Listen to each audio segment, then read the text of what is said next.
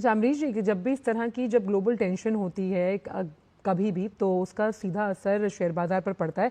ऐसे में large caps को लेकर आपका नजरिया किस तरह से रहने वाला है, अगर आप लॉन्ग टर्म निवेश का एक पर्सपेक्टिव लेकर चल रहे हैं? क्योंकि लार्ज कैप्स अमूमन अगर जब मार्केट हाई वैल्यूएशंस पर होते हैं तो उसे खरीदने के लिए आपकी जेब में ज्यादा पैसा होना चाहिए, लेकिन अभी लार्ज कैप्स के साथ साथ मजबूत बैलेंस शीट कंपनियों की किस तरह से इसका चुनाव निवेशक कर सकते हैं?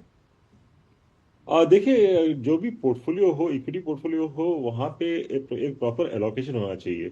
और जो नॉर्मल जो एलोकेशन जो हम लोग सजेस्ट करते हैं that large caps and blue chips करीब 60% ऑफ द पोर्टफोलियो होना चाहिए, और मिड कैप्स करीब 35 to 40%, और जो स्मॉल कैप्स है वहाँ पे नॉट मोर देन 10%, अनलेस आप काफ़ी क्लोजली ट्रैक करते हैं। आई think it should B only 10%। हम्म। तो उस हिसाब से मैं बोलूंगा कि इस मार्केट में I think it's a very good time for portfolio reallocation, rebuilding portfolio.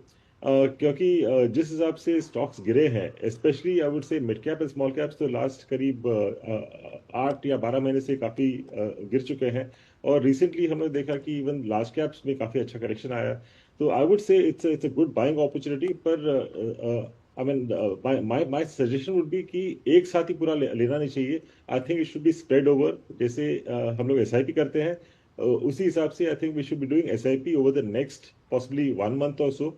और जब भी जिस दिन भी मार्केट्स हम लोग देखते हैं कि काफी गिरे हुए हैं, I think that's a day of buying opportunity.